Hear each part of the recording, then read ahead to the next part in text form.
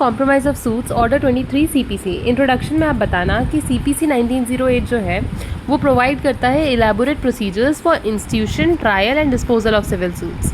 However circumstances ऐसे आते हैं जहाँ पे या तो प्लेंटिफ विड्रॉ करना चाहे सूट को, मे बी वॉलंटरीली या फिर ड्यू टू फॉर्मल डिफेक्ट, कोई फॉर्मल डिफेक्ट आ गया हो तो। एंड दूसरी चीज़ कि जो पार्टीज़ हैं वो विश करती हैं कि वो सेटल कर दें their dispute amicably by compromise. ठीक है, तो विड्रॉ करना चाहें या सेटल करना चाहें एमिकेबली बाय कॉम्प्रोमाइज़। तो ऑर्डर 23 जो है सीपीसी का वो डील करता है with withdrawal and adjustment compromise of suits. तो इट इंश्योर्स कि लिटिगेशन जो हो वो अननेसेसरीली प्रोलॉन्ग नहीं हो, while also safeguarding parties against misuse of withdrawal और कॉम्प्रोमाइज़। मिसयूज़ ना हो विड्रॉल और कॉम्प्रोमाइज़ का, और अननेसेसरीली प्रोलॉन्ग लिटिगेशन ना चले। ठीक है, ये दो चीज़ें इंश्योर करता है ये withdrawal and adjustment compromise of suits order 23 CPC का। ऑब्जेक्टिव क्या है कि अलाउ करता है फ्लेक्सिबिलिटी टू लिटिगेंट्स, वो जब भी चाहें तब विड्रॉ कर सकते हैं, कॉम्प्रोमाइज़ करना चाहें एमिकेबली कर सकते हैं। एनकरेज करता है settlement and compromise. Okay, third करता है प्रिवेंट करता है मल्टीप्लिसिटी ऑफ प्रोसीडिंग्स। ठीक है, मल्टीपल प्रोसीडिंग्स ना चलें तो वो, ठीक है, एडजस्टमेंट भी तो होता है। And third is last point is to secure finality of disputes. ठीक है, नाउ चार चीज़ें पढ़ ली हमने, flexibility to litigant, settlement and compromise, multiplicity of proceedings and finality of disputes. ठीक है, अब प्रोविजंस क्या है अंडर ऑर्डर 23 सीपीसी के। रूल 1 बताता है विड्रॉल ऑफ सूट और अमेंडमेंट ऑफ क्लेम। तो सबसे पहला रूल 1 सब रूल 1 क्या बताता है, जनरल राइट टू प्लेंटिफ। तो प्लेंटिफ में विड्रॉ हिज सूट या फिर अबेंडन कर सकता है any part of the claim against all और any of the defendants. Plaintiff चाहे तो विड्रॉ या अबेंडन कर सकता है कोई क्लेम, या विड्रॉ कर सकता है कंप्लीट सूट, या अबेंडन कर सकता है कोई एक क्लेम अगेंस्ट ऑल या एनी ऑफ द डिफेंडेंट्स। ठीक है, withdrawal with permission of court. तो जो विड्रॉल होगा वो विद परमिशन ऑफ कोर्ट होगा। रूल 1 सब रूल 3 बताता है प्लेंटिफ की जो है वो अलाउ है कि वो अपना सूट जो है वो विड्रॉ कर सकता है, but with liberty to file a fresh suit. ठीक है, वो विड्रॉ कर सकता है ये वाला सूट और नया डाल सकता है, नया सूट फ्रेश इंस्टीट्यूट कर सकता है ओनली व्हेन, जहाँ पे ये दो चीज़ें वो सेटिस्फाई करे। Firstly the suit must fail due to some formal defect, formal defect की वजह से सूट फेल हुआ है इसलिए वो विड्रॉ कर रहा है। And second, there are sufficient grounds for allowing the plaintiff to institute a fresh suit. और सफिशिएंट ग्राउंड्स है, फॉर्मल डिफेक्ट की वजह से इस वाले को वापस ले रहा है, और सफिशिएंट ग्राउंड है कि वो नया जो सूट है वो इंस्टीट्यूट कर सकता है। तो ये दोनों चीज़ें होनी चाहिए, तभी विड्रॉ करके नया सूट इंस्टीट्यूट कर सकता है प्लेंटिफ। ठीक है, अब एग्जांपल्स क्या है फॉर्मल डिफेक्ट के, क्या होती है चीज़ें फॉर्मल डिफेक्ट में जो मानी जाती हैं, जैसे मिस जॉइंटर या नॉन जॉइंटर ऑफ पार्टीज़, कोई एक पार्टी रह गई या गलत पार्टी ज्वाइन हो गई। Second, failure to disclose proper cause of action, कि आपने प्रॉपर कॉज ऑफ एक्शन ही डिस्क्लोज नहीं किया। Third, suit barred by limitation due to technical mistake, technical mistake की वजह से आपने ना लिमिटेशन पीरियड के बाहर वाला सूट इंस्टीट्यूट कर दिया है। ठीक है, तो अब इसके बाद नेक्स्ट है effect of withdrawal without permission. Rule 1 सब रूल 4, यहाँ पे बोला गया है कि अगर प्लेंटिफ विड्रॉ करता है विदाउट परमिशन, ठीक है, तो he is board from filing a fresh suit on the same cause of action. अगर बिना कोर्ट की परमिशन के उसने विड्रॉ कर लिया सूट को, तो वहाँ पे अब वो नया सूट फ्रेश सूट इंस्टीट्यूट नहीं कर सकता है on the same cause of action. ठीक है, तो ये रूल 1 सब रूल 4 बार कर रहा है प्लेंटिफ को। ठीक है, देन कोर्ट का डिसीजन, नेक्स्ट पॉइंट है कोर्ट्स डिसीजन। तो कोर्ट मस्ट इंश्योर कि जो विड्रॉल हुआ है ना वो किसी भी दूसरे पर्सन को हैरेस, मतलब डिफेंडेंट को हैरेस करने के लिए नहीं हुआ है, या फिर वो डिफीट नहीं करता है प्रोसेस ऑफ लॉ। ठीक है, तो कोर्ट का डिस्क्रिशन रहेगा, कोर्ट विड्रॉ करने के लिए अलाउ कर सकता है, नहीं भी कर सकता है, अगर उसे लगता है कि हैरेस करने के लिए हो सकता है डिफेंडेंट को, या डिफीट करेगा प्रोसेस ऑफ लॉ को। ठीक है, रूल 2 क्या बताता है, लिमिटेशन लॉ नॉट अफेक्टेड। ठीक है, यहाँ पे बोला है कि अगर if liberty to institute a fresh suit grant की गई है तो वो प्लेंटिफ जो है is still the subject of limitation law. Simple चीज़ है कि लिमिटेशन लॉ को अफेक्ट नहीं कर रहे हो। अगर आपने इंस्टीट्यूट किया था एक फ्रेश, अगर आपको एक नया लिबर्टी है, आपके पास लिबर्टी है कि आप विद परमिशन नया फ्रेश सूट ग्रांट मतलब इनिशिएट कर सकते हो, इंस्टीट्यूट कर सकते हो। ठीक है, तो वो चीज़ भी सब्जेक्ट टू लिमिटेशन लॉ है। ठीक है, withdrawal does not give a fresh start for limitation period. Withdrawal का मतलब ये नहीं है कि अब आप के लिए नया लिमिटेशन पीरियड वापस चालू होगा, वो पहले जैसा चलता आ रहा था वैसे ही चलेगा। ठीक है, rule 3 compromise of suit. Compromise of suit यानी when parties are lawfully agreed to compromise the matter.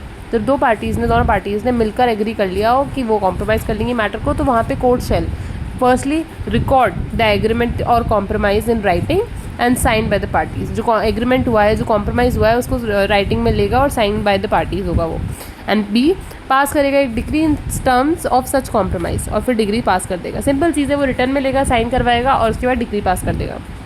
ठीक है, वो जो डिग्री होगी उसे कहा जाएगा कॉम्प्रोमाइज़ डिग्री। कंडीशंस क्या होंगी कि कॉम्प्रोमाइज़ लॉफुल होना चाहिए, राइटिंग में होना चाहिए, साइंड होना चाहिए, एंड वॉलंटरीली मतलब वॉलंटरी होना चाहिए, जेन्युइन होना चाहिए, not void under the Indian contract act. Simple चीज़ है, lawful, writing and sign, voluntary, genuine and not void under the contract act. ठीक है, अब रूल 3 ये बताता है bar of suit to set aside compromise decree. ठीक है, यहाँ पे क्या बोला है, कोई सेपरेट सूट, अगर no separate suit shall lie to set aside decree on the ground that the compromise was not lawful. कोई नई सेपरेट सूट नहीं डालोगे आप ये बोलने के लिए कि सेट असाइड करो उस डिग्री को, वो जो कॉम्प्रोमाइज़ की थी, क्योंकि वो लॉफुल नहीं थी। रेमेडी क्या है, अगर आपने कॉम्प्रोमाइज़ कर लिया है अनलॉफुल, ठीक है, जो कि नॉट लॉफुल था, ठीक है, अब उस डिग्री को सेट असाइड करने के लिए रेमेडी ये है कि party must challenge such decree in the same court which recorded the compromise. Simple चीज़ है, कोई कॉम्प्रोमाइज़ हो गया है जो आप बाद में बोल रहे हो कि नॉट लॉफुल था और आपको सेटिसाइड करवानी है वो डिग्री, तो उसी कोर्ट में आप जाओगे, फ्रेश सूट इंस्टीट्यूट नहीं करोगे, उसी कोर्ट में जाके बोलोगे, तो मतलब रेस करोगे वो आपका कंसर्न, ठीक है, विच जिसने रिकॉर्ड किया था कॉम्प्रोमाइज़ को, ठीक है, वहीं जाके चैलेंज करोगे। रूल 3 भी बताता है कॉम्प्रोमाइज़ इन रिप्रेजेंटेटिव सूट्स।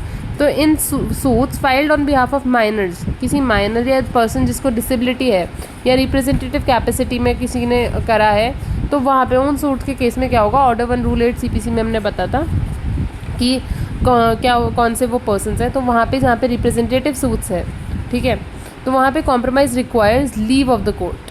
अगर वहाँ पे कॉम्प्रोमाइज़ करना है रिप्रेजेंटेटिव सूट्स में तो leave of the court is required. ठीक है, विदाउट लीव, वो लीव नहीं है तो कॉम्प्रोमाइज़ जो होगा वो बाइंडिंग नहीं होगा ऑन सच पर्सन्स। मतलब रिप्रेजेंटेटिव सूट है रूल 1 ऑर्डर 1 रूल 8 के अंदर, तो वहाँ पे अगर कॉम्प्रोमाइज़ करना है तो वो लीव ऑफ द कोर्ट के साथ होगा, लीव ऑफ द कोर्ट नहीं है तो वो बाइंडिंग ही नहीं होगा, नॉट बाइंडिंग। ठीक है, अब case laws on withdrawal and compromise क्या है। केएस भूपति वर्सेस कोकिला 2000 का केस है, जहाँ पे है ना ये बोला गया था कि सुप्रीम कोर्ट ने हेल्ड किया withdrawal with liberty to file a fresh suit is not a matter of right. ये जो चीज़ है विड्रॉल और इसके बाद फाइल कर सकते हो आप नया, इस वाले केस को विड्रॉ करके, सूट को विड्रॉ करके नया फाइल कर सकते हो, इंस्टीट्यूट कर सकते हो सूट, ये राइट नहीं है, ये कोर्ट की डिस्क्रिशन है। Court must exercise it's judicial discretion. ठीक है, केएस भूपति वर्सेस कोकिला 2000 में केस हुआ था, उसमें ये हेल्ड किया था सुप्रीम कोर्ट ने। Next is Surguja transport service versus state transport appellate tribunal 1987 का केस है, जहाँ पे बोला कि अगर आपने विड्रॉल किया है of a writ petition without liberty, ठीक है, तो बार करता है वो एक फ्रेश पिटीशन करने से आपको on the same cause of action. Simple चीज़ है, आपने बिना कोर्ट की परमिशन के आपने विड्रॉल कर लिया है पिटीशन का, तो अब आप दूसरी रिट पिटीशन का, तो वहाँ पे आप फ्रेश पिटीशन इंस्टीट्यूट नहीं कर सकते for the same cause of action. ये हमने ऊपर रूल्स में पढ़ लिया। ठीक है, प्रिंसिपल ये जो एक्सटेंड करता है, और मतलब यहाँ पे प्रिंसिपल एक्सटेंड हुआ है CPC का। Next is Banwari Lal versus Chando Devi 1993 का केस है, जहाँ पे बोला कि एक कॉम्प्रोमाइज़ की जो डिग्री होती है वो चैलेंज की जा सकती है only before the same court under rule 3 है। हमने रूल 3 में देखा था कि सेम कोर्ट में कर सकते हो आप चैलेंज, नया फ्रेश इंस्टीट्यूट नहीं कर सकते suit.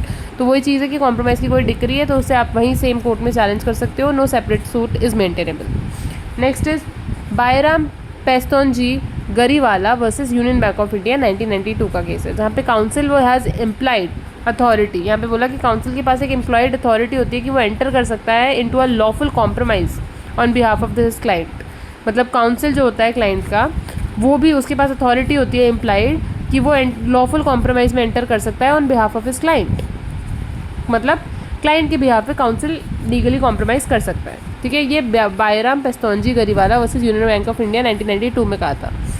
Next is Kale versus deputy director of consolidation 1976 का केस है, जहाँ पे बोला कि फैमिली सेटलमेंट या कॉम्प्रोमाइज़ हो रहा है तो वो एनकरेज किया जाता है by courts as it reduces litigation. अगर फैमिली के बीच में सेटलमेंट या कॉम्प्रोमाइज़ हो रहा है तो उसे एनकरेज करती है कोर्ट्स, क्योंकि उससे लिटिगेशन कम होता है। ठीक है, बर्डन कम होता है। अब कंडीशंस क्या है वैलिड कॉम्प्रोमाइज़ की। पहला, लॉफुल होना चाहिए, must not oppose to public policy. Second, voluntary होना चाहिए, फ्री ऑफ कोअर्जन, कोई फ्रॉड या अनड्यू इन्फ्लुएंस नहीं होना चाहिए। देन थर्ड, राइटिंग में होना चाहिए and sign by the parties होना चाहिए। Fourth, must be recorded by the court. And lastly, अगर रिप्रेजेंटेटिव सूट है तो वहाँ पे leave of the court necessary है। ठीक है, 5 चीज़ें क्या पड़ी, lawful, voluntary, writing and signed, recorded by court, and lastly अगर रिप्रेजेंटेटिव सूट है तो वहाँ पे leave of the court necessary है। अब इफेक्ट क्या होता है विड्रॉल एंड कॉम्प्रोमाइज़। देखो इफेक्ट ऑफ विड्रॉल होता है कि अगर आपने विद परमिशन विड्रॉ किया है तो वहाँ पे प्लेंटिव फाइल कर अलाउड है कि वो फाइल कर सकता है एक fresh suit on the same cause of action. But अगर विदाउट परमिशन किया है तो plaintiff is barred from filing a fresh suit of on the same cause of action. ठीक है। इफेक्ट ऑफ कॉम्प्रोमाइज़ क्या होता है, decree based on compromise is binding. ठीक है, जो कॉम्प्रोमाइज़ की डिक्री होती है वो बाइंडिंग होती है और उसका सेम वो होता है force as a decree passed on merits. आपने कॉम्प्रोमाइज़ पे करी, डिक्री खुद ने कर ली दोनों ने, तो वो एक डिक्री पास होगी, वो उसका सेम बाइंडिंग नेचर होगा जैसा कि एक कोर्ट ने मेरिट्स ऑफ द केस के ऊपर डिक्री दी है। ठीक है।